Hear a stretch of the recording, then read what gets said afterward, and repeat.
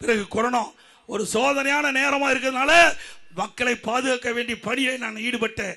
அதை இலக்காரமா வச்சுக்கிட்டு நீங்க ஏதேதோ தவறு செய்யறீங்க. இந்த அரசாங்கத்தில் அதிகாரிகள் தயவு செய்து அருள் கூர்ந்து சட்டத்தின் மீறி நீங்க நடவடிக்கை எடுக்க வேண்டும்.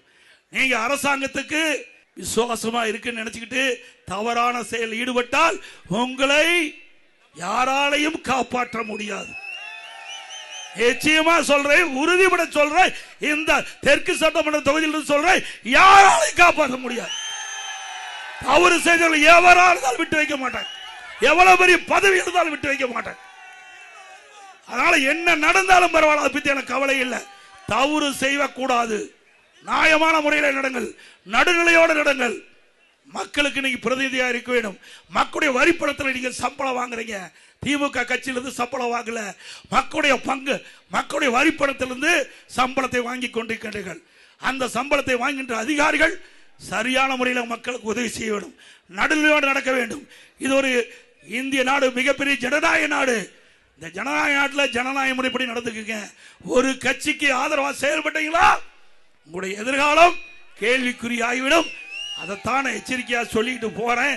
இதுவரைக்கும் நான் எந்த இடத்துலையும் இப்படி பேசல, இந்த இடத்துல தான் நான் பேசியிருக்கிறேன்.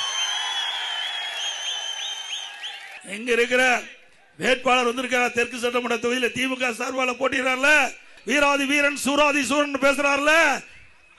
ஆட்சி மாறினா ஆளே காணாம எங்க ஓடி ஒளிச்சுக்கு வர தெரியாது.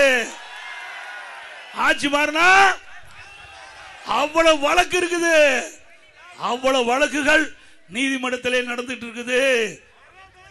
அவ்வளவு வழக்கு நடைபெற்றுக் கொண்டிருக்கிற பொழுது அவருடைய பேச்சு இந்த அதிகாரி கேட்டா அவரை காப்பாத்துறதுக்கே முடியாது. உங்களை எங்க போய் காப்பாத்துவாங்க? சிந்திச்சு பாருங்க. தயவு செய்து அருள் கூர்ந்து சிந்திக்க வேண்டும். அதே போல மக்களும் சிந்திக்க வேண்டும். நீங்க சாதாரணமா நினைச்சிடாதீங்க. நீங்க எவ்வளவு ஆசை காட்டுவாங்க, கவர்ச்சிகரமா பேசுவாங்க. தேர்தல் விதிமுறைப்படி நான் எதுவும் பேசக்கூடாது. நீங்க உங்களுக்கு எல்லாம் என்னென்ன செய்வாங்க உங்களுக்கு தெரியும். அதை நம்பி ஏமாந்துடாதீங்க, தயவு செய்து ஏமாந்துடாதீங்க.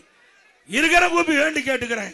அற்புதமான வேட்பாளர் தெற்கு தொகுதி என்னுடைய அருமை நண்பர் அர்ஜுனன் அவர்கள் உங்களுக்காக பாடுபடக்கூடியவர்.